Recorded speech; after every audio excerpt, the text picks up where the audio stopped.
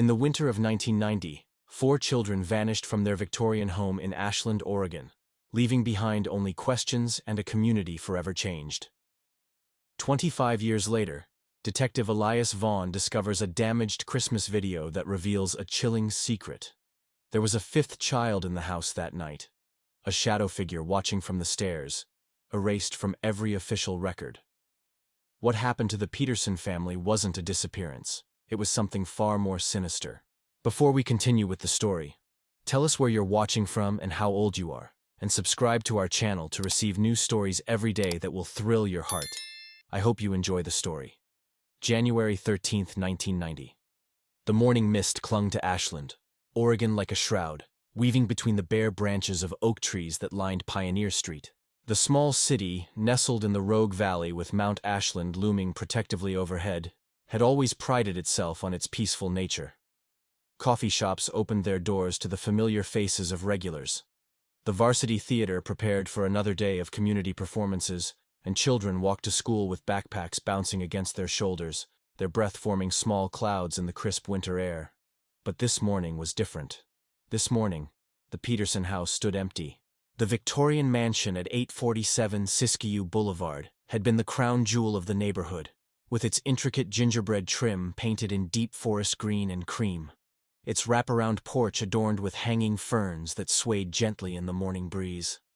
The house sat on nearly 2 acres of densely wooded property, where Douglas firs and madrone trees created natural barriers between the family and the outside world. It was a place where children could play hide-and-seek among the towering ferns and moss-covered logs, where imagination could run wild in the dappled sunlight that filtered through the canopy above. The Peterson children had been the heartbeat of this magical place. James, at 12, was the natural leader with his serious brown eyes and an old soul that made adults forget he was still a child. He collected rocks and could identify every bird species in southern Oregon, often spending hours sketching them in a leather-bound journal his grandmother had given him for his birthday. Daniel, 10 years old, was the adventurer, always scraped and dirty from climbing the tallest trees or exploring the creek that ran behind their property. His gap-toothed grin was infectious, and he had a way of making even the grumpiest neighbors smile when he delivered Girl Scout cookies for his sisters. Chloe, 8, was the family's little artist, with paint-stained fingers and wild curly hair that never seemed to stay in the ponytails her mother attempted each morning. She saw beauty in everything, collecting feathers and smooth stones to incorporate into her elaborate fairy houses built throughout the woods. And then there was Lily, barely 6, with pigtails that bounced when she ran, and a laugh that sounded like wind chimes. She followed her older siblings everywhere, her small hand always reaching for someone to hold, her wide blue eyes taking in the world with wonder and trust. On the night of January 12th, neighbors later recalled, everything had seemed normal. Mrs. Henderson from across the street had seen the warm glow of lights through the Petersons' curtains as she walked her elderly Cocker Spaniel around 9 o'clock. The mailman remembered delivering a package that afternoon, noting how Chloe had answered the door with paint smudged on her cheek, and thanked him politely before skipping back inside. The local librarian mentioned that James had returned 3 books about geology and checked out 2 more about volcanic formations, discussing with enthusiasm his plans to visit Crater Lake that summer. But when the school secretary called the Peterson house at 10:15 the next morning to inquire about the children's absence, the phone rang, and rang into emptiness. When Sarah Peterson failed to show up for her volunteer shift at the animal shelter that afternoon, concern began to ripple through the community like stones thrown into still water.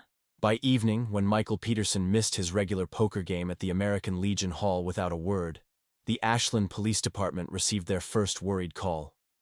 Detective Raymond Walsh, a 20-year veteran with salt and pepper hair and weary eyes that had seen too much small-town tragedy, was the first to enter the Peterson house. His heavy boots echoed through rooms that felt frozen in time. Coffee cups sat half-empty on the kitchen counter, their contents long since grown cold. A newspaper lay folded to the crossword puzzle, with only 3 words filled in.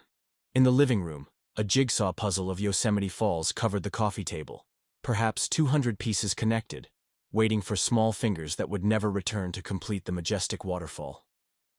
The children's bedrooms told stories of lives interrupted mid-scene. James's geology collection remained carefully arranged on his desk, each specimen labeled in his neat handwriting. Daniel's baseball cards were scattered across his unmade bed, as if he'd been sorting them before sleep claimed him. Chloe's easel held a half-finished painting of a butterfly, its wings painted in brilliant blues and purples, the body still just pencil marks waiting for color. Lily's room was a wonderland of stuffed animals arranged in a perfect tea party circle, their button eyes seeming to watch the investigators with silent knowledge. The master bedroom revealed clothes laid out for the next day, reading glasses folded on a nightstand next to a book marked with a leather bookmark. Sarah Peterson's jewelry box remained open, a pearl necklace draped across the velvet interior, as if she'd been deciding whether to wear it. Michael's work clothes hung pressed and ready in the closet, his steel-toed boots aligned precisely by the door. There were no signs of struggle. No broken windows, no forced entry, no blood or overturned furniture.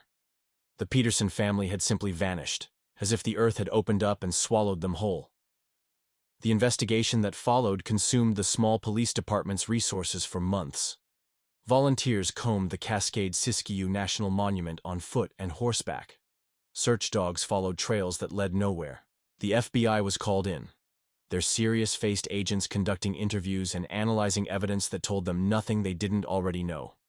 A family of 6 had disappeared without explanation. Theories spread through Ashland like wildfire. Some whispered about cult involvement, pointing to reports of strange vehicles seen in the area days before the disappearance.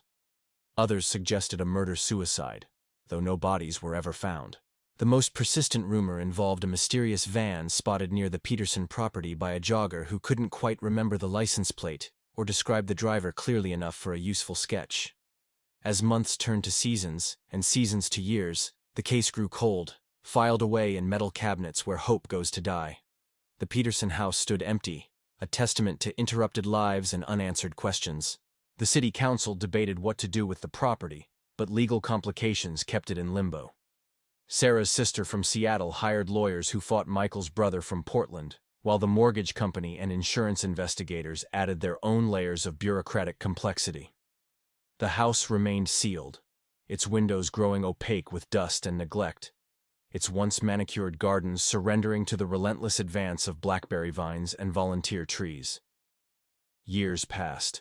Children who had played with the Peterson kids grew up and left for college, returning occasionally to find their hometown somehow smaller, somehow sadder. The wraparound porch began to sag under the weight of accumulated rain and snow. Paint peeled from the intricate gingerbread trim like diseased skin. The hanging ferns died and were never replaced, leaving empty chains that creaked mournfully in the wind. By 2015, 25 years had transformed the Peterson house into something that belonged more to ghost stories than reality. Teenagers dared each other to approach the front door on Halloween night. Local newspapers ran anniversary pieces every January 13th, rehashing the same sparse facts and interviewing the same aging neighbors who had less and less new to say with each passing year. The house had become Ashland's most famous landmark for all the wrong reasons. A constant reminder that even in small towns where everyone knows everyone, terrible things can happen without explanation. Detective Elias Vaughn first learned about the Peterson case during a late-night internet search that had nothing to do with missing children and everything to do with his own haunted past. He'd been researching cold cases involving young girls who'd disappeared without trace, feeding an obsession that had cost him his marriage, his position with Portland Police Bureau, and most of his friends who'd grown tired of watching him chase ghosts. His sister Emma had vanished when he was 15 and she was 12. Walking home from school on a Tuesday afternoon in 1993 and never arriving at their front door. 22 years later, he still woke some mornings expecting to hear her voice calling his name. The Peterson case file, digitized and uploaded to a database of unsolved crimes, caught his attention because of the date and the ages of the children involved. As he read through the sparse details available online, something about the case resonated with a frequency that made his chest tight and his hands shake slightly as he scrolled through pixelated photographs of the family. When he saw Lily Peterson's school picture, with her gap-toothed smile and eyes that held the same trusting innocence Emma's had, he made a decision that would change the trajectory of his life. 3 weeks later, Elias drove his aging Honda Civic through the winding mountain roads that led to Ashland. His worldly possessions packed into boxes that filled his back seat and trunk. He'd taken early retirement, cashed out his pension, and rented a small apartment on Oak Street, just 6 blocks from the Peterson house. The transition from Portland's urban sprawl to Ashland's intimate community felt like stepping back in time, but not in a comforting way. Here, the past seemed more present, more immediate, as if the missing family might walk around any corner at any moment. Sheriff Marcus Webb, a broad-shouldered man whose gut had expanded along with his years of service, met Elias at the Greenleaf restaurant on the first Thursday after his arrival. The sheriff's handshake was firm, but his eyes held the wariness of someone who'd seen too many outsiders arrive with grand plans to solve Ashland's greatest mystery. The sheriff's words carried the weight of 2.5 decades of frustration and disappointment.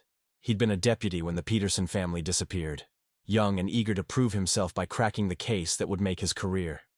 Instead, it had become a constant reminder of his limitations, a case file that grew thicker with false leads and dead ends, but never closer to resolution.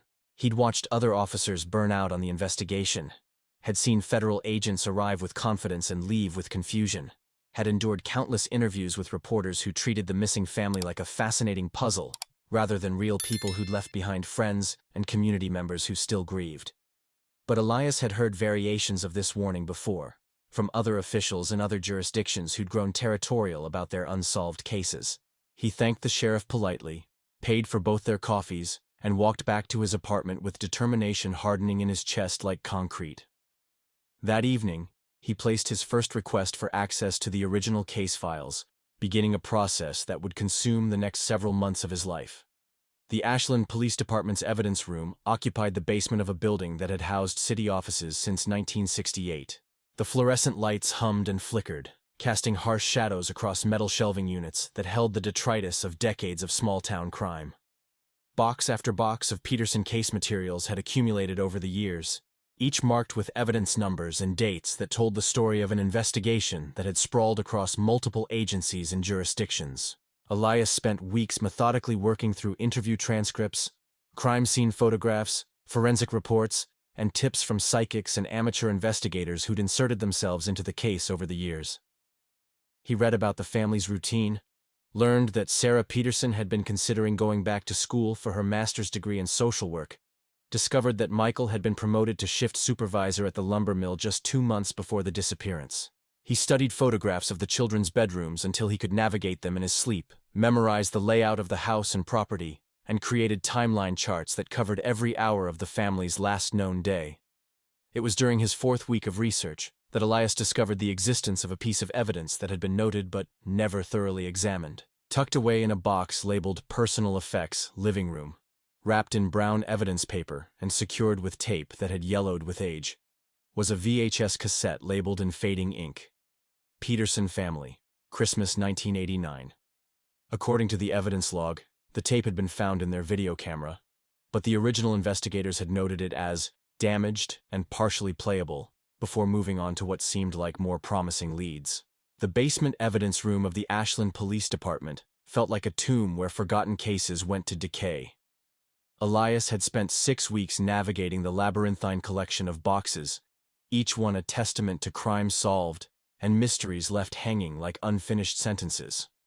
His fingers, now permanently stained with dust from countless manila folders, trembled slightly as he carefully removed the brittle evidence tape from the VHS cassette labeled Peterson Family, Christmas 1989. The ancient television and VCR combination unit he'd borrowed from the department's break room hummed to life with electronic protests that suggested its best days were decades behind it. Static filled the screen in dancing patterns of gray and white noise, interrupted by occasional bursts of color that flickered and died like dying fireflies. Elias adjusted the tracking dial with the patience of an archaeologist excavating something precious and fragile. His breath held as the first recognizable images began to emerge from the electronic chaos. The living room of the Peterson house materialized on the screen like a window into the past. Morning sunlight streamed through windows that were now boarded up, illuminating a Christmas tree that sparkled with tinsel and handmade ornaments. The camera work was amateur but enthusiastic, clearly operated by someone who wanted to capture every moment of what they believed would be a cherished family memory. The timestamp in the corner read, December 25, 1989, 7:23 a.m. Sarah Peterson appeared first, her strawberry blonde hair pulled back in a festive red headband, wearing a green sweater with a reindeer pattern that would have been fashionable in its time. She moved with the graceful efficiency of a mother orchestrating Christmas morning, her hands never still as she arranged gifts and checked that everything was perfect for the recording. Her smile was radiant, genuine, the kind of expression that could only come from someone who truly believed in the magic of the moment she was creating for her children. Michael Peterson held the camera with steady hands, his voice occasionally audible as he directed the family to look here, move there, smile bigger. His tone carried the warm authority of a father who took his role as family documentarian seriously. Through his lens, the living room became a stage where the most important performance of the year was about to unfold. The children burst into frame like small hurricanes of excitement and anticipation. James, serious even at 12, tried to maintain some semblance of dignity as the oldest, while his eyes betrayed his barely contained enthusiasm for the pile of wrapped presents beneath the tree. Daniel bounced on his toes, his dark hair still messy from sleep, wearing Superman pajamas that had seen better days but were clearly his favorites. Chloe danced from foot to foot, her wild curls creating a halo around her head as she pointed excitedly at packages she'd been forbidden to touch for weeks. And there was Lily, 6 years old and perfectly innocent, clutching a worn teddy bear she'd named Mr. Buttons. Her blonde pigtails were crooked from sleep, and her pink nightgown had a small stain on the front that suggested she'd already snuck downstairs for a pre-breakfast cookie. She kept looking back toward the staircase with an expression that seemed part anticipation, part something else that Elias couldn't quite identify. The tape quality deteriorated as the family began opening presents, the damaged magnetic material creating gaps and stutters that made the footage jump unpredictably through time. Wrapping paper flew like colorful snow. Shrieks of delight punctuated the morning air as each child discovered treasures that had been hidden for months. James received the telescope he'd been begging for since October. Daniel unwrapped a new baseball glove, already planning the games of catch that spring would bring. Chloe gasped with pure joy at an art supply set that contained more colors than she'd ever imagined possible. But it was during a particularly damaged section of the tape, where the image jumped and skipped like a broken record, that Elias noticed something that made his blood freeze in his veins. He rewound the section, played it again, adjusted the tracking, squinted at the screen until his eyes watered. There, for exactly 2 3/4 seconds, as the family smiled and laughed around their Christmas tree, both parents simultaneously turned toward the camera with expressions that were distinctly different from their previous joy. Michael's eyes, which had been twinkling with paternal pride moments before, suddenly held a hardness that belonged on the face of someone delivering bad news. Sarah's radiant smile transformed into something that looked more like a grimace. Her lips pressed together in a thin line that suggested she was fighting to maintain her composure. And then, in perfect synchronization, both parents gave the camera a deliberate, unmistakable wink. The gesture lasted less than a second, but it carried the weight of a secret message, a coded communication that suggested the Christmas morning joy was performance rather than authentic emotion. It was the kind of look exchanged between conspirators who needed to acknowledge each other without alerting their audience to the deception taking place. But that wasn't what made Elias's hands shake as he paused the tape and replayed the section for the 15th time. In the background, barely visible through the static and damage, a shadow moved at the top of the staircase. Not the shadow of someone walking past, but the shadow of someone standing perfectly still, watching the family celebration, with an intensity that seemed to radiate through the damaged video quality. The image was frustratingly unclear, degraded by 25 years of magnetic decay and original recording quality that had never been professional. But there was definitely a figure there, small enough to be a child, positioned at the precise angle where the staircase met the second-floor hallway. The figure appeared to be wearing something dark, creating a silhouette that stood in stark contrast to the bright Christmas morning scene below. Elias enhanced the image using every technique his years in law enforcement had taught him, adjusting contrast and brightness on the ancient television, until his eyes burned from staring at the pixelated screen. Slowly, details emerged from the electronic fog like a photograph developing in a darkroom. The figure was indeed child-sized, but not childlike. There was something in the posture, in the way the small form held itself, that suggested fear rather than curiosity. This was not a sleepy sibling coming down to join the Christmas festivities. This was someone hiding, watching, trapped between wanting to be part of the family celebration and knowing that they didn't belong. The most disturbing detail became apparent only after Elias had watched the section dozens of times, memorizing every pixel of the damaged image. The figure's face, though obscured by shadow and video degradation, appeared to be turned not toward the Christmas scene, but directly toward the camera. Even through the distortion, there seemed to be an awareness there, a recognition that they were being recorded, and a terror that suggested this recognition was not welcome. As quickly as the figure appeared, it vanished, retreating into the darkness of the upstairs hallway as if it had never been there at all. The tape continued with more Christmas morning joy, more presents unwrapped, more family laughter that now seemed hollow and performed in light of what Elias had discovered. But the damage to the magnetic tape became progressively worse, until the final 10 minutes were nothing but static and occasional bursts of color that revealed nothing more. Elias sat in the fluorescent-lit evidence room long after the tape had ended, staring at the blue screen that indicated the recording was complete. His notebook, normally filled with precise observations and logical deductions, contained only one word written over and over again in increasingly frantic handwriting. Who? The question consumed him, burned in his mind like acid, transformed every assumption he'd made about the Peterson family disappearance into something far more sinister and complex. Sleep eluded him that night, and the next, and the night after that.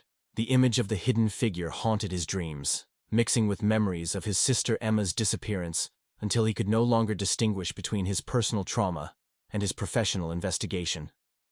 He found himself driving past the Peterson house at all hours, studying its dark windows and overgrown gardens, trying to imagine what secrets the building held within its deteriorating walls. The confrontation with Sheriff Webb came 3 days after the tape discovery, in the parking lot of the police station where Elias had been spending 18-hour days reviewing evidence and making increasingly frantic phone calls to former FBI agents who had worked the case. The sheriff's face was flushed red above his uniform collar, his bulk casting a shadow that seemed to envelope Elias like a threat made physical. The sheriff's warnings carried the weight of genuine concern mixed with territorial frustration. He'd watched too many people become obsessed with the Peterson case, had seen careers destroyed, and marriages ended by the relentless pull of the unsolved mystery. The case was a black hole that sucked in everyone who got too close, leaving them hollow and damaged and no closer to the truth than when they'd started. He'd seen federal agents transfer to different departments rather than continue working a case that offered nothing but dead ends and psychological torment. But Elias heard the warnings through the filter of his own obsession, his own need to find answers that had driven him from Portland to this small town where the past refused to stay buried. The sheriff's words sounded like the protests of someone who had given up too easily, who had accepted defeat rather than pushing through to the truth that lay hidden beneath layers of bureaucratic incompetence and small-town politics. That night, Elias made his decision. The Peterson house had remained sealed for 25 years. Protected by legal injunctions and police tape that had long since faded from yellow to gray. But legal barriers had never stopped him before, and they wouldn't stop him now. He gathered his equipment with the methodical precision of someone preparing for a dangerous mission. Flashlights with fresh batteries, digital camera, latex gloves, tools for gaining entry, and a determination that had been forged in the crucible of personal loss and professional frustration. The approach to the house through the overgrown gardens felt like walking through a cemetery where the dead had never been properly buried. Blackberry vines had claimed the pathways, their thorns catching at his clothes and skin with every step. Volunteer trees had sprouted through the deck boards, splitting the wood and creating obstacles that hadn't existed when the family lived there. The house itself loomed against the star-filled sky like a monument to interrupted lives and unanswered questions. The front door yielded to his lockpicks with surprising ease, the old mechanism more corroded than secure after 2.5 decades of neglect. The first breath of interior air hit him like a physical blow, carrying the accumulated weight of dust, mold, and something else that might have been the lingering essence of human habitation suddenly and permanently interrupted. His flashlight beam cut through darkness that seemed almost solid in its density, illuminating rooms that had become museums of abandoned life. Furniture stood where it had been left, now draped in sheets of dust that recorded the passage of seasons like tree rings. Cobwebs stretched from ceiling to floor, their architects long since dead, leaving behind architectural marvels that demonstrated nature's ability to reclaim even the most carefully maintained domestic spaces. The living room where the Christmas morning had been recorded felt like a movie set after the production had ended. The Christmas tree was gone, of course, but the corner where it had stood remained clearly defined by the pattern of faded carpet around its base. Elias could almost see the ghost images of wrapping paper and excited children, could almost hear the echo of laughter that had been captured on the damaged videotape. The master bedroom existed in a state of suspended animation that felt different from the rest of the house. While the other rooms carried the melancholy of abandonment, this space held something heavier, more oppressive, as if the walls themselves had absorbed years of whispered secrets and midnight conversations that were never meant to be overheard. Elias's flashlight beam swept across furniture that seemed to crouch in the darkness like guilty conspirators, each shadow potentially hiding evidence that had eluded discovery for 25 years. The air in the room carried a staleness that went beyond mere neglect. It was the kind of atmosphere that suggested not just the absence of life, but the presence of something that had actively worked to suppress it.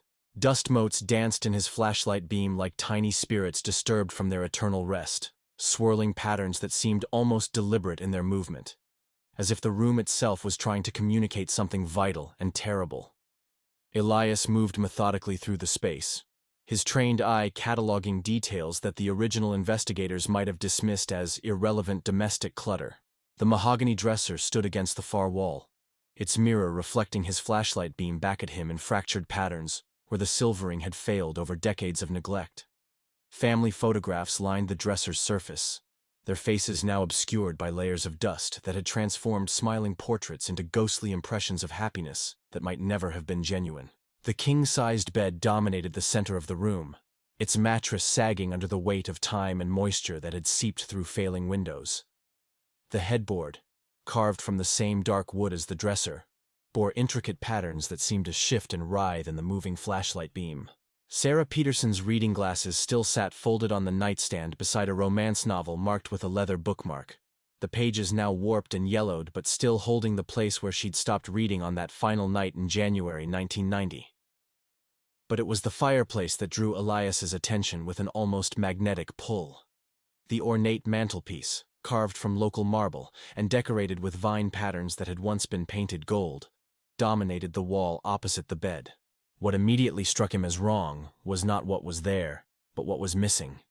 The fireplace opening, which should have revealed a dark throat leading up to the chimney, was instead filled with red brick that clearly didn't match the original construction. The mortar between the bricks was newer, cleaner than it should have been for a house built in the 1920s. Someone had walled up the fireplace opening, and they'd done it recently enough that the work stood out like a poorly healed scar against the original stonework. Elias ran his fingers along the mortar joints, feeling the slightly different texture that confirmed his suspicions. This wasn't original construction or even professional repair work. This was concealment, plain and simple.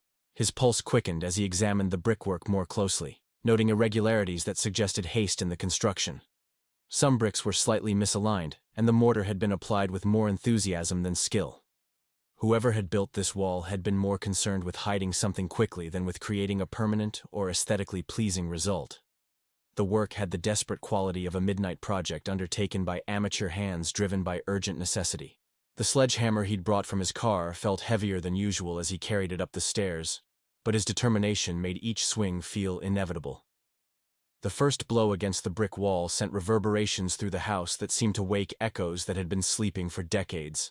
Dust and mortar chips cascaded to the floor like snow, each fragment a small revelation that brought him closer to whatever secrets the Peterson parents had thought important enough to hide behind handmade masonry. The bricks came away more easily than he'd expected, confirming that the mortar had been mixed by someone with limited construction experience. As the opening widened, his flashlight beam penetrated the dark space behind the wall, revealing not the expected fireplace interior, but something far more intriguing. The original firebox had been converted into a hiding place, its walls lined with what appeared to be fireproof material designed to protect whatever treasures had been concealed within.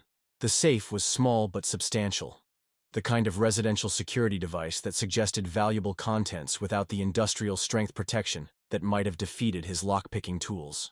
The combination lock was old-fashioned, with numbers that could be felt as well as seen, and Elias's years of experience with similar mechanisms guided his fingers through the process of finding the correct sequence. The task required patience and delicate touch, qualities that his obsession with the Peterson case had honed to near-surgical precision.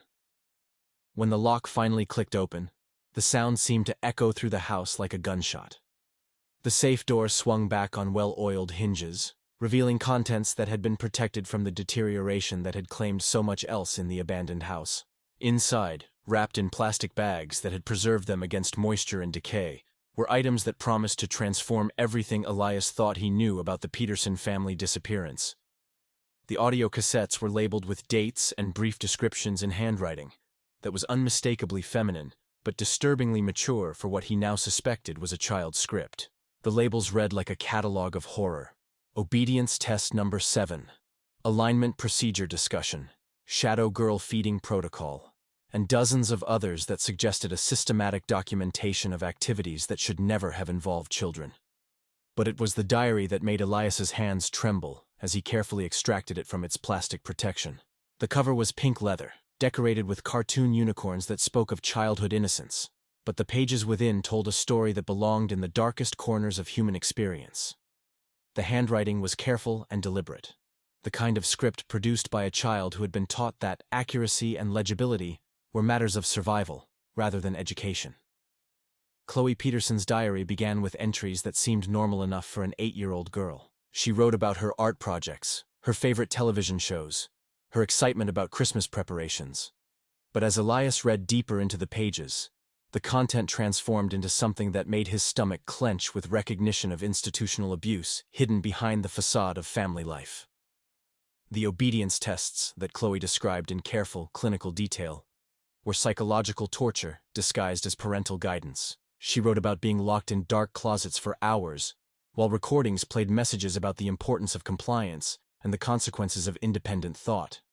She documented reward systems that provided basic necessities like food and bathroom privileges only in exchange for absolute submission to increasingly unreasonable demands.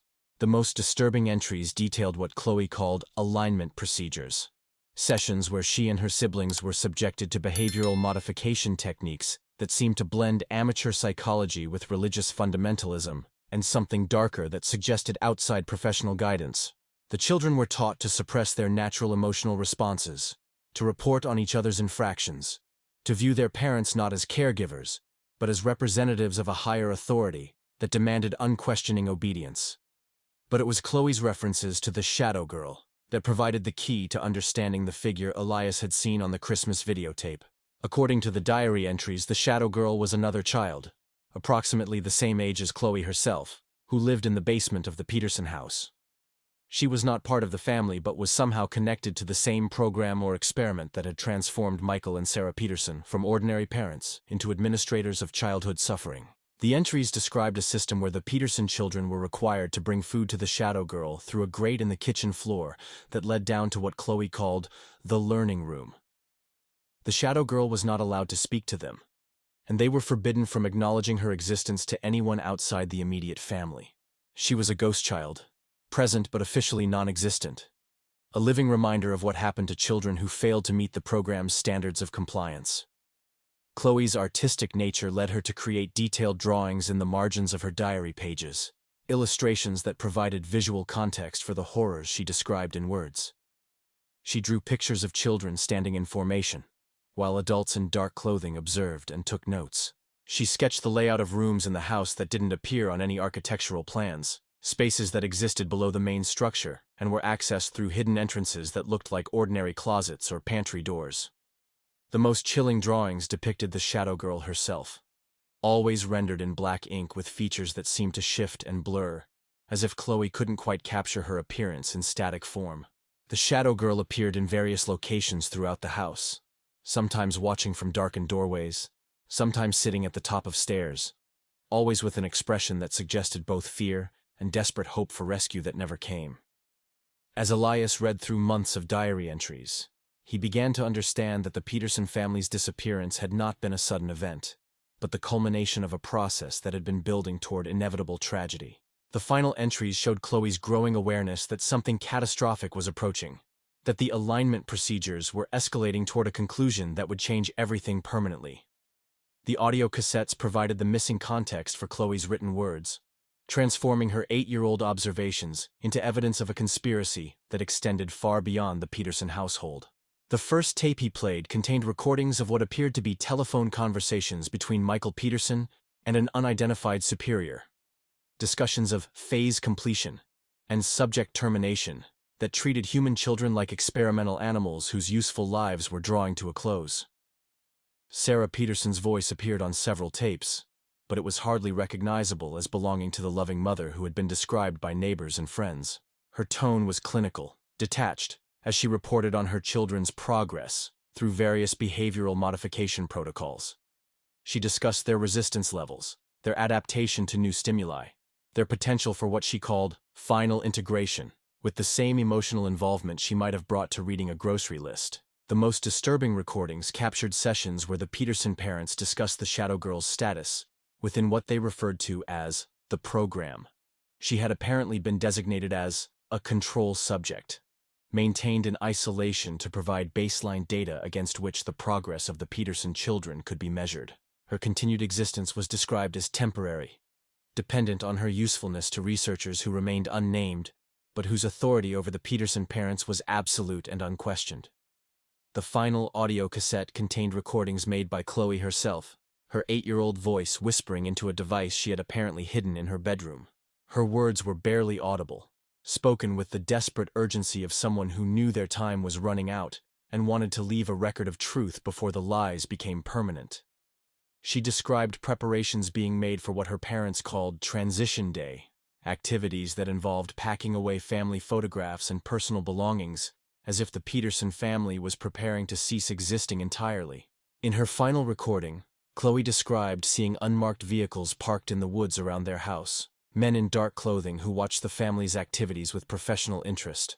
She whispered about conversations she had overheard between her parents and these observers, discussions of extraction protocols and evidence mitigation that made it clear the Peterson family's participation in the program was approaching its planned conclusion. The last words on the tape were Chloe's desperate message to whoever might eventually discover her hidden records. She identified herself by name, gave the date as January 12, 1990, and stated with heartbreaking clarity that if someone was hearing her voice, it meant that she and her family were probably dead. She begged whoever found the recordings to remember that they had tried to be good children, that they had followed the rules as best they could, and that they didn't understand why the adults who were supposed to protect them had instead delivered them into the hands of people who saw them as nothing more than test subjects, in an experiment whose true purpose remained hidden even from its victims. The revelation from Chloe's diary and the audio cassettes left Elias sitting on the dust-covered floor of the master bedroom in a state of emotional devastation that felt both overwhelming and strangely hollow. The truth about the Peterson family's participation in some kind of systematic psychological experimentation program was horrific enough, but it still didn't answer the fundamental question that had driven him to this abandoned house in the first place. Where were they now? The recording suggested that something called Transition Day had marked the end of the family's involvement in the program, but the exact nature of that transition remained frustratingly unclear. His hands shook as he returned to Chloe's diary, flipping through pages that had already revealed so much horror, desperate to find some clue that might indicate where the family had gone after January 12, 1990. The clinical discussions on the audio tapes had referenced extraction protocols and evidence mitigation, terms that could mean anything from relocation to something far more permanent and sinister. The professional detachment in the voices of Michael and Sarah Peterson, as they discussed their own children's fate, suggested a level of psychological conditioning that made it impossible to predict their actions using normal parental instincts. The diary pages felt fragile under his fingers, 25 years of humidity and temperature fluctuations having left the paper brittle and yellowed around the edges. Chloe's handwriting remained remarkably legible, her 8-year-old commitment to careful penmanship creating a heartbreaking contrast with the increasingly disturbing content of her observations. As he reread entries he'd already absorbed, Elias found himself paying attention to details he'd missed during his initial horrified rush through the material. It was during this more methodical examination that he began to notice patterns in Chloe's artistic additions to her written words. Throughout the diary, scattered across pages that documented months of psychological abuse, were small drawings that had initially seemed like the kind of innocent doodles any child might add to their writing. But as Elias studied them with the focused attention of an investigator looking for hidden meaning, he began to see that Chloe's artistic additions were far more systematic and purposeful than random childhood illustration. The butterflies appeared with increasing frequency in the later entries, always drawn with the same careful attention to detail that characterized Chloe's handwriting. Each butterfly was unique, rendered in different colors using crayons and colored pencils that had somehow retained their vibrancy despite the passage of decades. The artistic quality was impressive for a child her age, suggesting that Chloe's creative talents extended far beyond the finger painting and macaroni art typically associated with 8-year-olds.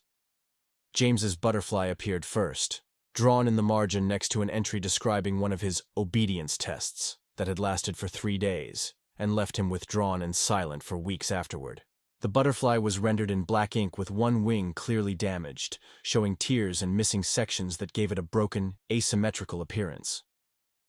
The artistic choice seemed deliberate rather than accidental, as if Chloe had wanted to capture something essential about her older brother's condition during that period of their ordeal. Daniel's butterfly was colored in various shades of red, from deep crimson at the center of the wings to lighter pink at the edges, creating a gradient effect that demonstrated surprising artistic sophistication.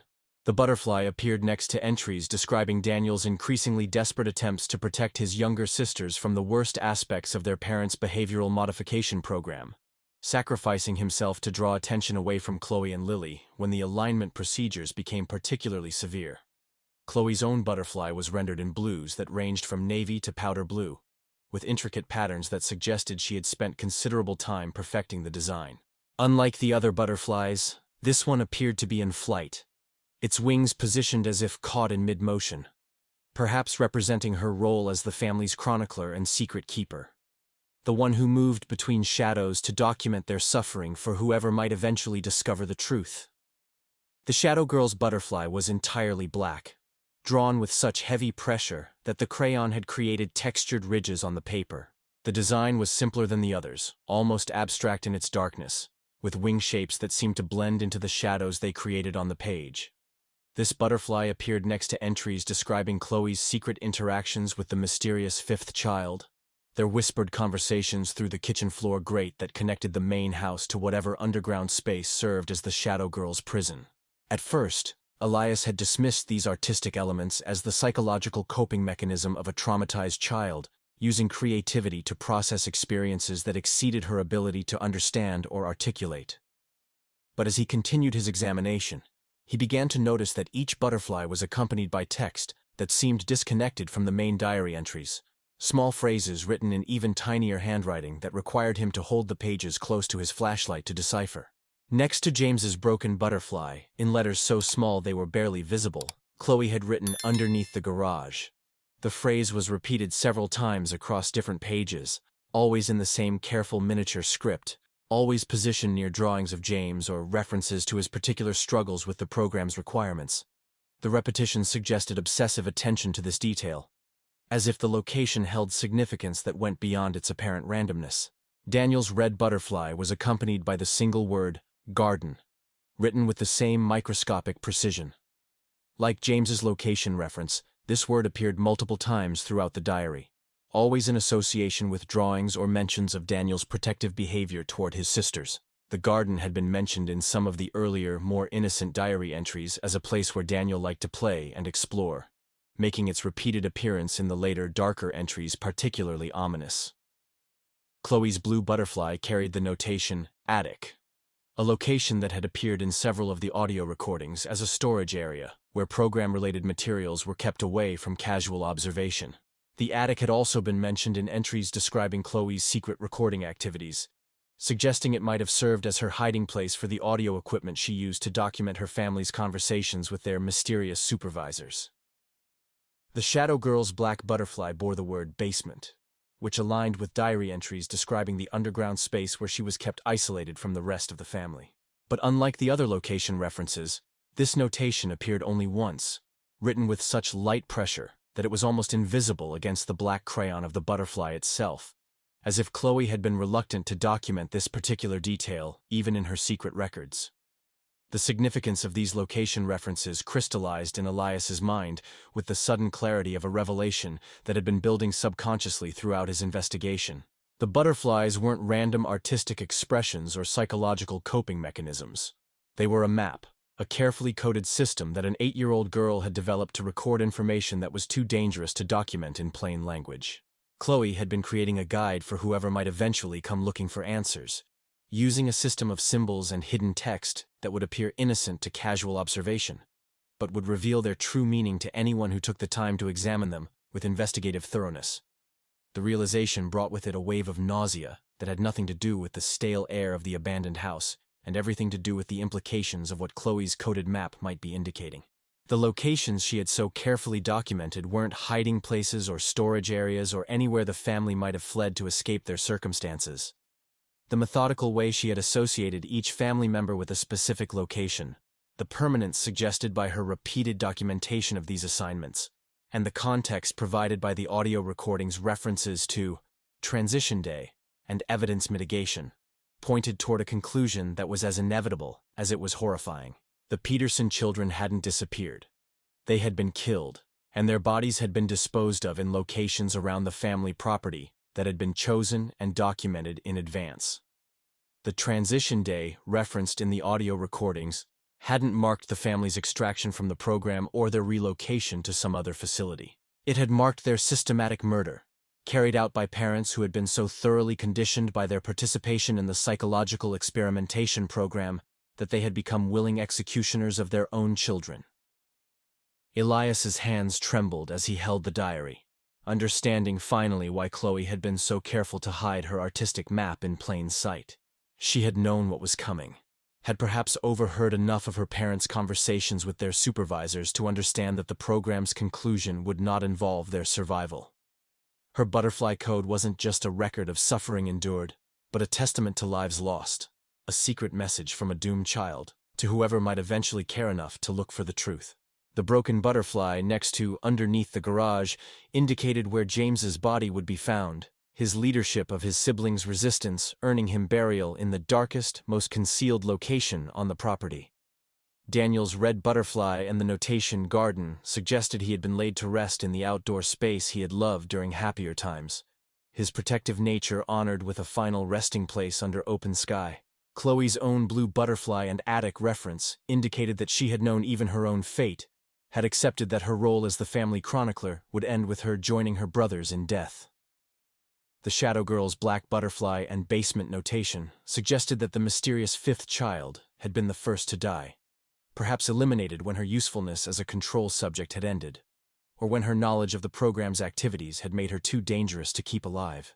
The basement location aligned with diary entries describing her imprisonment below the main house, suggesting that her murder might have been carried out in the same space where she had lived her brief, hidden existence.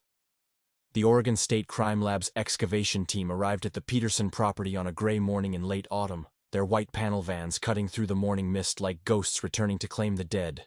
Elias stood at the edge of the overgrown driveway, watching as technicians in sterile suits unloaded equipment that would transform Chloe's butterfly map from tragic artwork into forensic reality. The weight of what they were about to discover pressed against his chest like a physical burden, making each breath feel insufficient and labored. Dr. Sarah Chen, the lead forensic anthropologist, carried herself with the quiet professionalism of someone who had spent years extracting truth from soil and bone.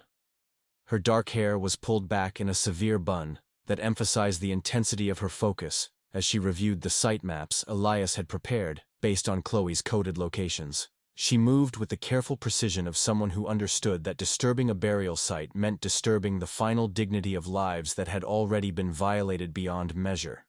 The first excavation began beneath the garage, where James's broken butterfly had indicated his final resting place.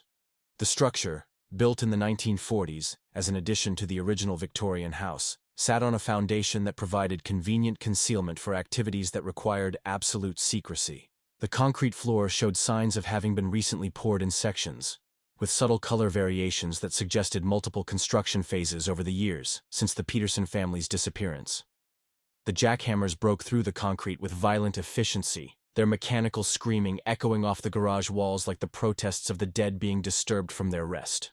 Beneath the artificial floor, the excavation team found soil that had been carefully prepared and maintained, its composition altered with lime and other chemicals designed to accelerate decomposition and eliminate evidence of what had been buried there.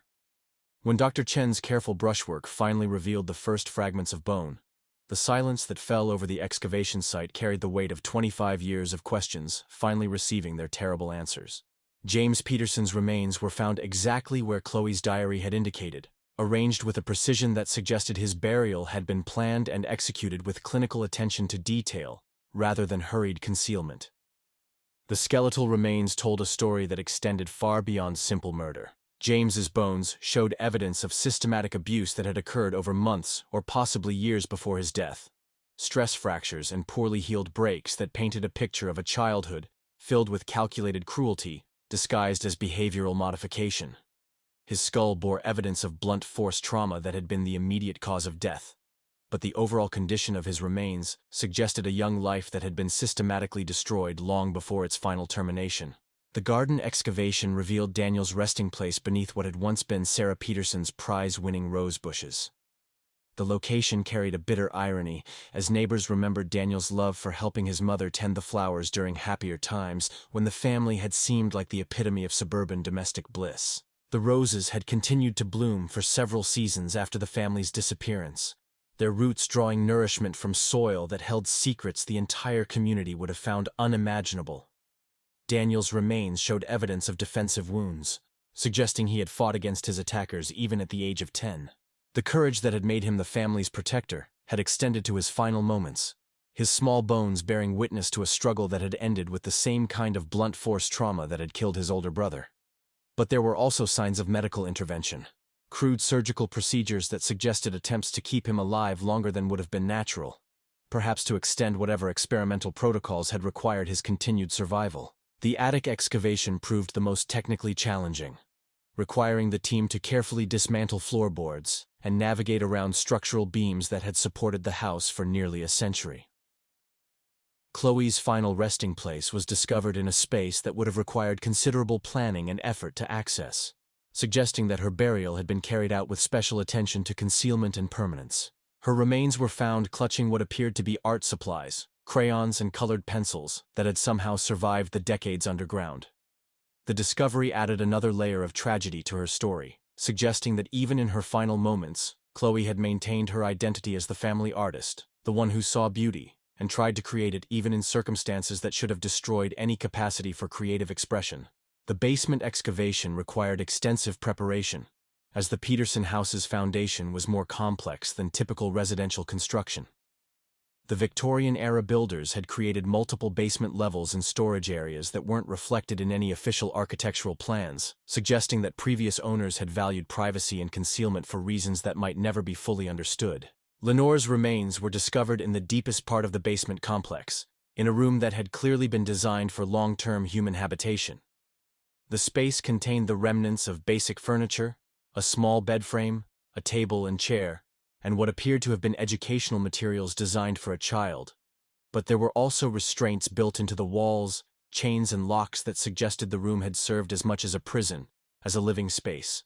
The Shadow Girl's skeletal remains told a story that was different from the Peterson children but equally horrific.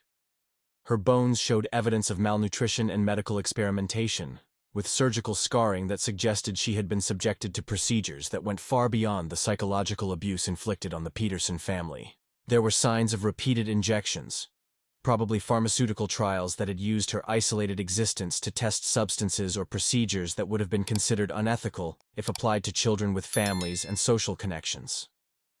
As each excavation concluded, Ashland found itself grieving anew for children who had been presumed lost, but were revealed to have suffered deaths far more terrible than anyone had imagined.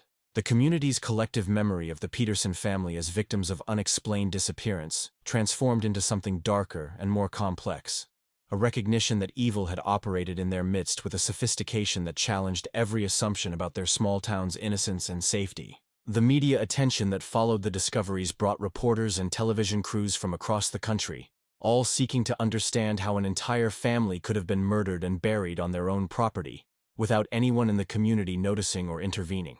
The questions they asked forced Ashland residents to confront uncomfortable truths about their own willingness to mind their own business. their failure to investigate warning signs that might have been visible to anyone who had cared enough to look closely. But for Elias, the excavations represented only the beginning of a larger investigation that extended far beyond the Peterson property.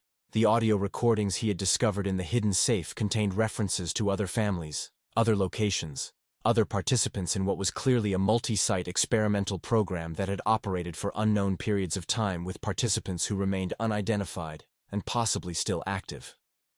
His return to the Peterson house came 3 weeks after the excavations had concluded, and the property had been sealed again as part of the ongoing investigation. The building felt different now, less like a monument to mystery, and more like a crime scene that continued to hold secrets even after its most terrible revelations had been uncovered. The knowledge that 4 children had lived their final months in terror within these walls had transformed the atmosphere from melancholy to something approaching sacred, a memorial to innocence destroyed by institutional evil. The attic search that led to his discovery of the final audio recording was motivated by his continuing obsession with completeness, his investigator's instinct that important evidence remained hidden despite the successful location of the children's remains. The space above the Peterson house's second floor had served as storage for decades of family accumulation, boxes and trunks and forgotten belongings that painted a picture of lives lived normally until the moment when normalcy had been permanently shattered.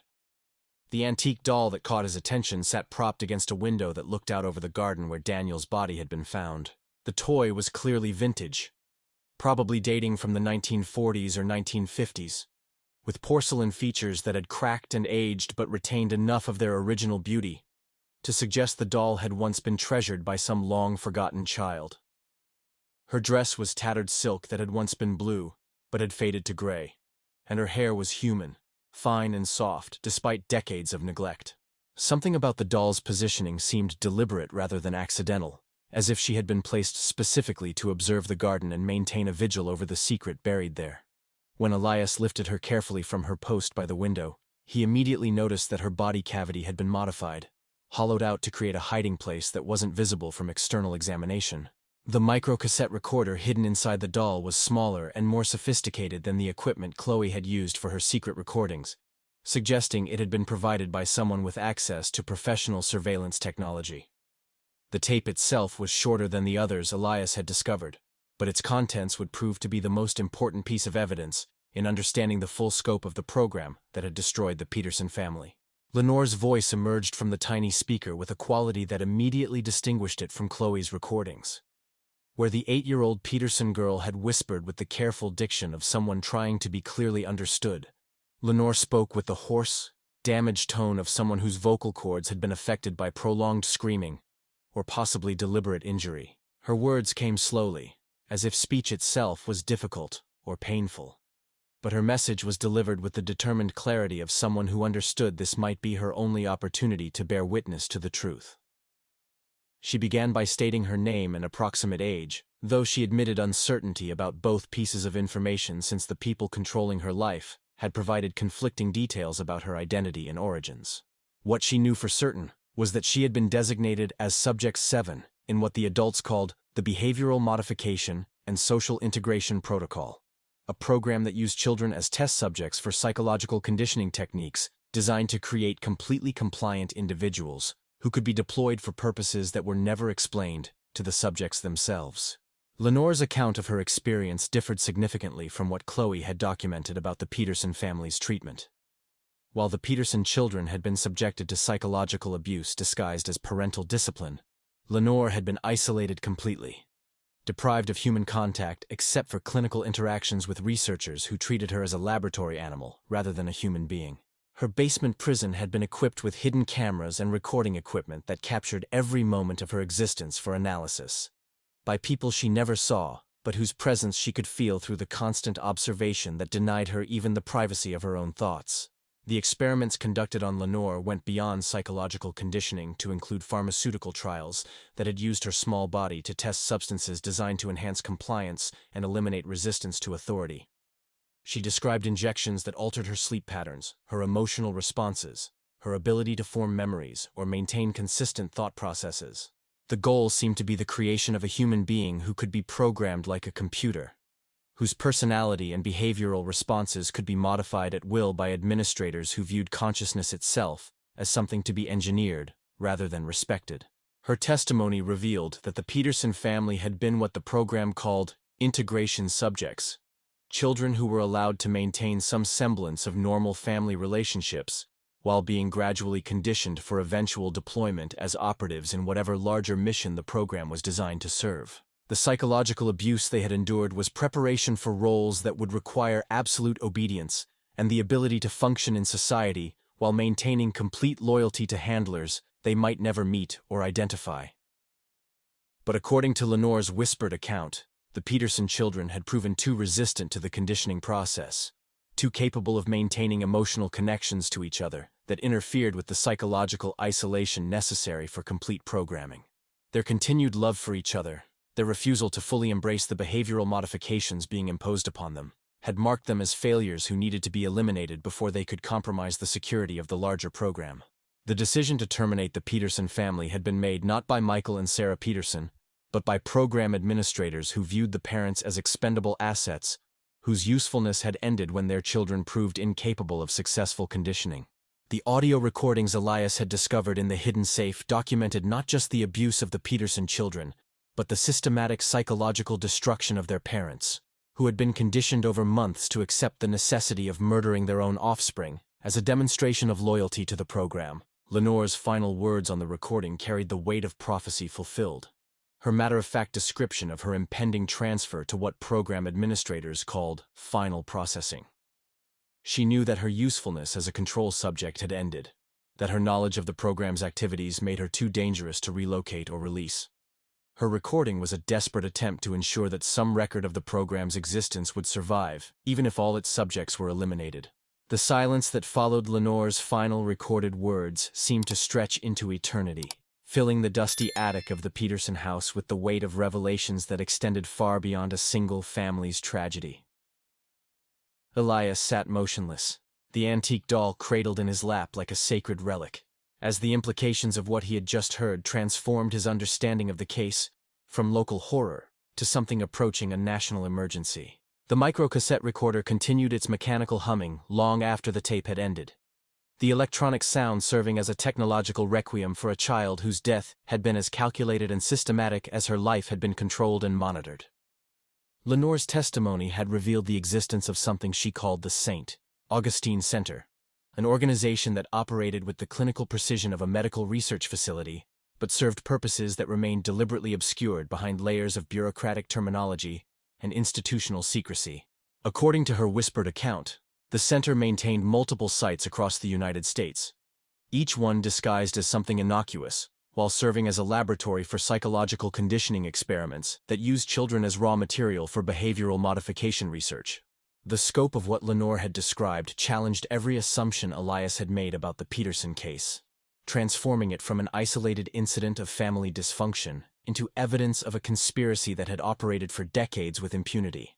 Her references to other locations, other families, other children who had been designated as various types of subjects, suggested a network of interconnected facilities that shared resources, methodologies, and victims with the efficiency of a well-organized corporation.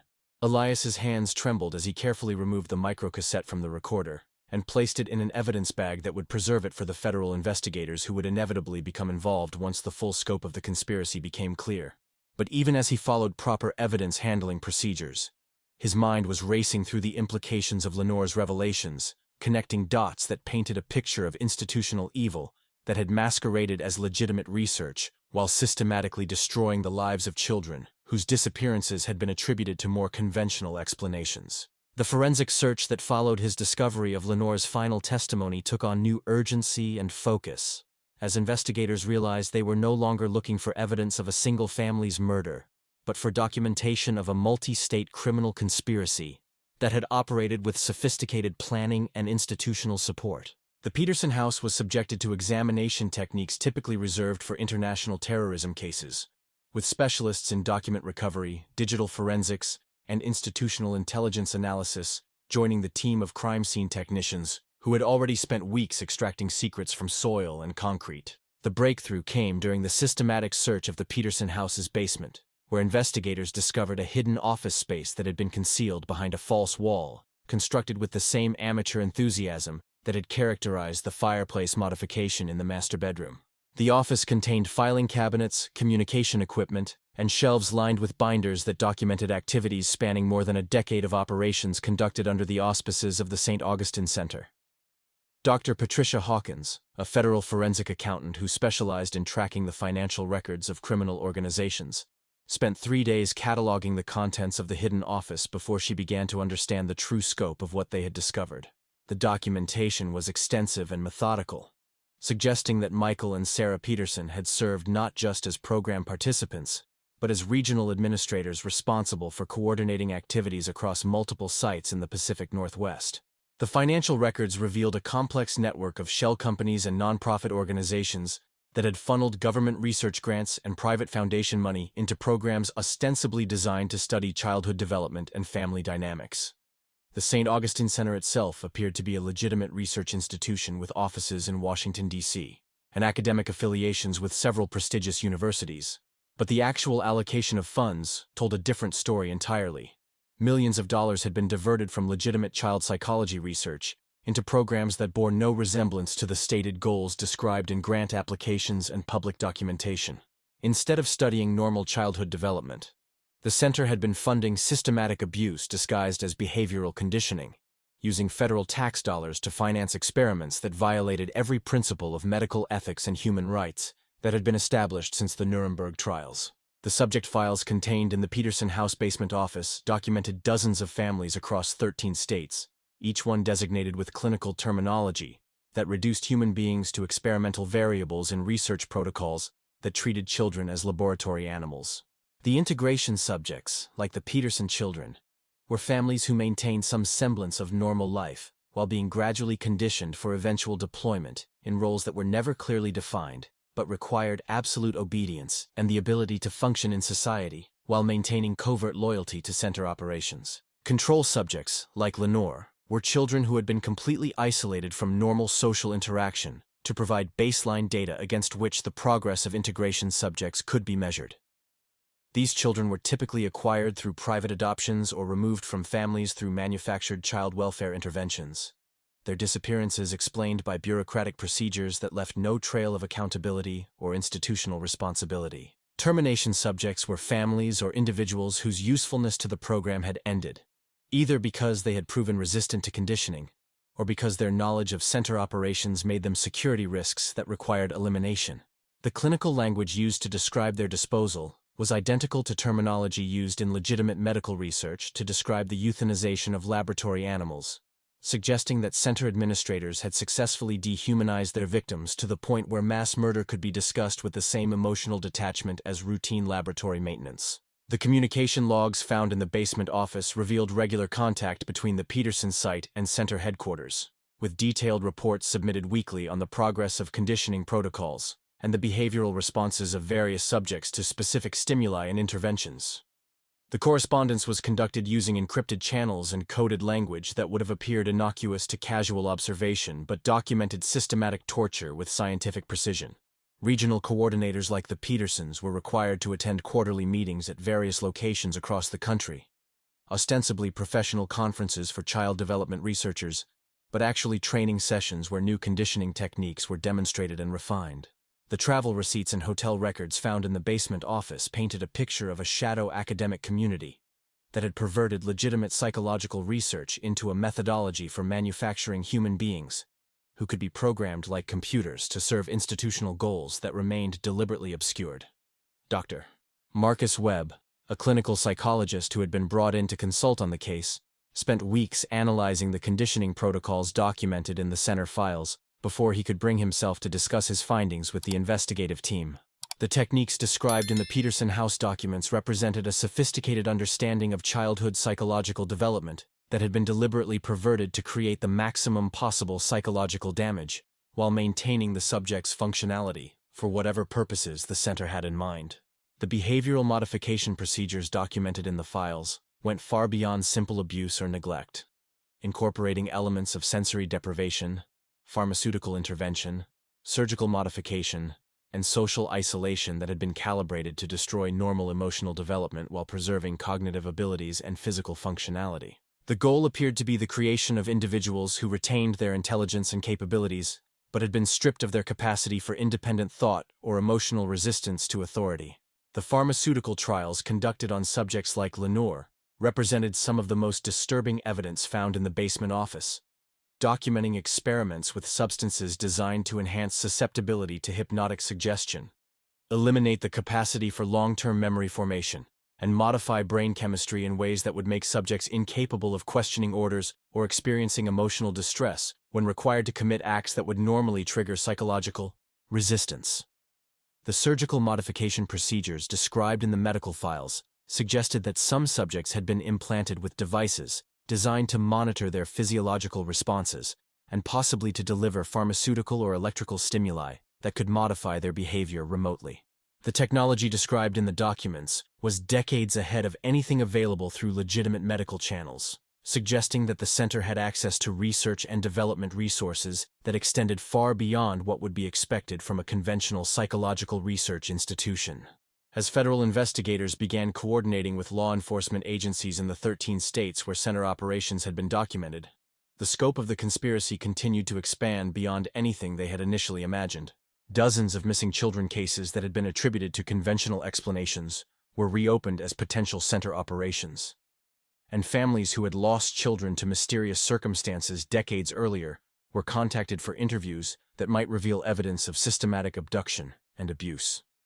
The media attention that followed the revelation of the St. Augustine Center's existence created a national conversation about the vulnerability of children to institutional abuse and the failure of oversight mechanisms that should have prevented such systematic exploitation from operating with impunity for decades.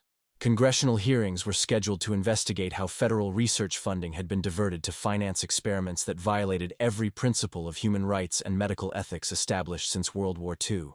But for Elias, the expansion of the investigation into a national conspiracy represented both vindication and an overwhelming sense of responsibility that extended far beyond his original commitment to solving the Peterson family's disappearance. The butterfly map that 8-year-old Chloe had created in her secret diary had become the key that unlocked evidence of crimes that spanned decades and affected hundreds of families across the United States. The survivors who began to emerge as the investigation expanded painted a picture of systematic trauma that had shaped their entire lives, even when they had successfully escaped from center facilities or aged out of programs that no longer found them useful. Many had struggled for decades with psychological damage that they had never understood, experiencing symptoms that mental health professionals had attributed to conventional childhood trauma without recognizing the sophisticated conditioning that had been deliberately inflicted upon them. Support groups were established to help survivors process their experiences and contribute to the ongoing investigation. But the process of recovery was complicated by the fact that many victims had been so young when their abuse occurred that they had limited conscious memory of their experiences. The conditioning they had received was designed to suppress traumatic memories while preserving the behavioral modifications that served center purposes, creating a situation where survivors knew they had been damaged but couldn't fully understand how or why. The search for center administrators and personnel became a federal priority, but the organization's sophisticated security procedures and compartmentalized operational structure made it difficult to identify individuals who could be held accountable for the systematic abuse that had been documented. Many of the people involved in day-to-day operations appeared to have been conditioned themselves, programmed to follow orders without questioning their purpose or maintaining detailed knowledge of the larger conspiracy they served. The Ashland Memorial Cemetery had never hosted a funeral quite like the one held on a crisp November morning when the Peterson children were finally laid to rest with the dignity they had been denied in death. The 4 small caskets, crafted from local cedar by a woodworker who had donated his labor in honor of children he had never met, sat beneath a canopy of golden maple leaves that filtered the autumn sunlight into patterns of light and shadow that seemed almost deliberately beautiful, as if nature itself was offering comfort to a community that had grieved in uncertainty for 25 years. Elias stood at the edge of the gathering, watching as nearly half of Ashland's population assembled to witness the burial of 4 children, whose names had become synonymous with the town's greatest tragedy, and, ultimately, its most important revelation. The headstones he had commissioned were simple granite markers, each one bearing the child's name, their brief lifespan, and a small engraving of a butterfly that honored Chloe's artistic legacy, while acknowledging the role her secret map had played in bringing justice to her family. James Peterson's headstone read, "Beloved son and brother, age 12. His courage lives on," with a butterfly design that incorporated the broken wing pattern Chloe had used to represent his suffering. Daniel's marker carried the inscription, "Protector and friend age 10, forever running free," accompanied by a butterfly rendered in the red tones that had characterized his sister's artistic tribute to his brave heart. Chloe's own headstone bore the words, "Artist and truth-teller, age 8. Her voice echoes injustice," with a blue butterfly that seemed to take flight even in cold granite. The fourth headstone, standing slightly apart from the Peterson family markers, was inscribed simply, "Lenore, age unknown, shadow girl no more," with a butterfly design that transformed from black at the base to white at the wingtips, representing her journey from hidden victim to catalyst for justice. The decision to bury an empty casket for Lenore had been Elias's suggestion, a recognition that her remains had never been found, but her story deserved the same honor and remembrance accorded to the Peterson children. Sheriff Webb, who had initially warned Elias away from the Peterson case, now stood with tears streaming down his weathered face as he watched the burial of children whose disappearance had haunted his career for 2.5 decades. The sheriff's transformation from territorial protector of an unsolved case to grateful witness of its resolution represented the healing that the entire community was experiencing as they finally gained closure for their longest-running nightmare. Dr. Sarah Chen, the forensic anthropologist who had led the excavations, had flown back from Portland specifically to attend the funeral, bringing with her the kind of professional respect for the dead that comes only from spending years extracting truth from bones and soil. She stood with the other members of the investigative team, their presence serving as a bridge between the scientific process that had revealed the truth and the human ceremony that honored the lives lost in service to that revelation. The minister who conducted the service had researched each child's personality and interests, delivering a eulogy that spoke to James's love of geology and his role as the family's thoughtful leader, Daniel's adventurous spirit and protective nature, Chloe's artistic vision and her courage in documenting the truth, and Lenore's strength in bearing witness to horrors that would have broken many adults. The words transformed the children from victims defined by their suffering into individuals remembered for their unique contributions to the world, however brief their time in it had been. As the caskets were lowered into ground that would finally provide the Peterson children with the peace they had been denied in life, Elias felt a complex mixture of satisfaction and profound sadness that marked the end of one chapter in his life and the beginning of another. The case that had brought him to Ashland was solved. The mystery that had obsessed him was resolved. But the larger mission that had emerged from his investigation was just beginning. The absence of Lenore's remains had become the driving force behind Elias's continued involvement with the St. Augustine Center investigation. A reminder that justice remained incomplete while victims of the conspiracy remained unaccounted for and unidentified. Her empty casket served as a symbol not just of one child's unrecovered body, but of all the shadow children whose existence had been erased from official records and whose fates remained unknown despite extensive federal investigation. The support group meetings that had emerged in the wake of the St. Augustine Center revelations took place in a community center conference room in Portland, where survivors from across the Pacific Northwest gathered monthly to share their experiences and contribute to the ongoing investigation. Elias had begun attending these meetings not as an investigator, but as someone whose own childhood trauma connected him to the experiences of people who had survived systematic abuse, designed to destroy their capacity for normal human connection. The survivors who attended these meetings represented a cross-section of American society, united not by demographics, but by their shared experience of institutional betrayal and psychological conditioning that had shaped their entire adult lives. Some had clear memories of their time in center facilities, while others retained only fragments of recollection that emerged through therapy and group discussion. Many had spent decades struggling with symptoms they couldn't understand, relationship patterns they couldn't control, and fears they couldn't rationally explain. Maria Santos, a 34-year-old teacher from Sacramento, had been an integration subject like the Peterson children, subjected to behavioral conditioning while maintaining the appearance of normal family life until her usefulness to the program ended and she was relocated through what she had been told was a witness protection program. Her memories of the conditioning process were fragmented but consistent with the documentation found in center files, providing independent verification of techniques that might otherwise have seemed too extreme to be believable. David Kim, a software engineer from Seattle, had been a control subject maintained in isolation for 3 years during his childhood, before aging out of the program and being released into foster care, with manufactured documentation that explained his psychological damage as the result of conventional family abuse. His technical background had made him valuable to investigators trying to understand the communication and monitoring systems the center had used to coordinate operations across multiple sites. Dr. Rebecca Martinez, a clinical psychologist who specialized in treating survivors of institutional abuse, facilitated the support group meetings with the kind of professional expertise that came from understanding both the psychological techniques used by the center and the long-term effects those techniques had on human development. Her own research into conditioning protocols had made her one of the few mental health professionals capable of helping survivors process experiences that conventional therapy was not equipped to address. The group had evolved beyond simple mutual support to become an informal network of investigators and advocates, working to identify other center operations and locate survivors who might not yet understand the source of their psychological damage. Members shared information about suspicious facilities they had encountered, compared notes about techniques they remembered being subjected to, and coordinated with federal investigators who were still working to map the full scope of the conspiracy. The breakthrough that would define Elias's new mission came during a support group meeting 6 months after the Peterson children's burial, when Maria Santos shared a memory that had surfaced during therapy about a conversation she had overheard between center administrators about something called the Butterfly Project. According to her recollection, the project involved the systematic documentation of center operations by subjects who had been conditioned to record their experiences while believing they were engaging in normal childhood activities, like keeping diaries or making art.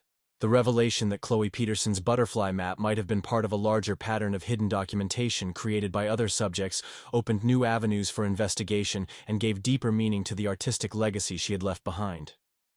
If other children had been conditioned to create similar records, their hidden messages might provide clues to the locations of facilities that had never been officially documented, and survivors who had never been identified.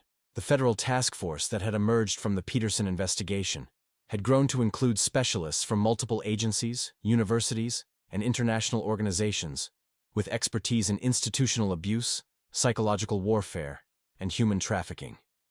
The scope of the investigation had expanded beyond the United States to include potential connections with similar programs in other countries, suggesting that the St. Augustine Center might have been part of an international network of facilities conducting research that violated human rights conventions and international law. Elias's role within this expanded investigation had evolved from local detective to specialist consultant on hidden documentation and survivor testimony, skills he had developed through his work with Chloe's diary and his interactions with the support group community. His ability to recognize patterns in seemingly innocent communications and his sensitivity to the psychological state of trauma survivors had made him valuable to investigators who needed to extract information from sources that conventional interrogation techniques could not access. The new office space that had been established for the Butterfly Project investigation occupied an entire floor of a federal building in Portland, with walls covered by maps showing known and suspected center locations, timelines documenting operational periods, and photographs of survivors who had been identified through the ongoing investigation. The atmosphere was part law enforcement command center and part memorial to victims whose stories were still being discovered and documented. The missing persons databases that had been created specifically for the Butterfly Project investigation contained thousands of entries representing children who had disappeared under circumstances that might be consistent with center operations, their cases reopened and re-examined with new understanding of how the conspiracy had operated and concealed its activities. Each database entry represented not just a potential victim, but a family that had spent years or decades without answers, communities that had been affected by unexplained disappearances, and law enforcement agencies that had investigated cases without understanding their connection to a larger pattern of systematic abduction and abuse. The technology that had been developed to analyze the hidden documentation created by subjects like Chloe Peterson included software that could detect patterns in artwork, handwriting analysis that could identify coded messages, and digital reconstruction techniques that could recover information from damaged or deliberately obscured records. The sophistication of these analytical tools reflected the realization that the center had operated with levels of planning and security that required equally sophisticated investigative responses. As Elias prepared for another day of analyzing survivor testimony and hidden documentation, he reflected on the journey that had brought him from a burned-out detective obsessed with his sister's disappearance to a federal consultant dedicated to exposing one of the most extensive criminal conspiracies in modern history. The Peterson Children's Butterfly Map had become the foundation for a new kind of investigation that honored the creativity and courage of victims while working to ensure that their suffering had not been meaningless. The photograph on his desk showed the 4 Peterson children's headstones in Ashland Memorial Cemetery, their butterfly engravings catching the light in ways that made them seem almost alive. Next to it sat an empty picture frame, waiting for the day when Lenore's remains would be found and she could be laid to rest with the dignity she deserved. But until that day came, Elias would continue the work she had started with her whispered testimony, giving voice to the shadow children whose existence had been erased, but whose stories demanded to be heard and remembered and honored through the pursuit of justice that would ensure such systematic destruction of young lives could never happen again. We want to hear your opinion about this thrilling story. What do you think will happen with them? Tell us your name, where you are watching from. Don't forget to like and subscribe to the channel so you don't miss the new stories coming up. See you next time.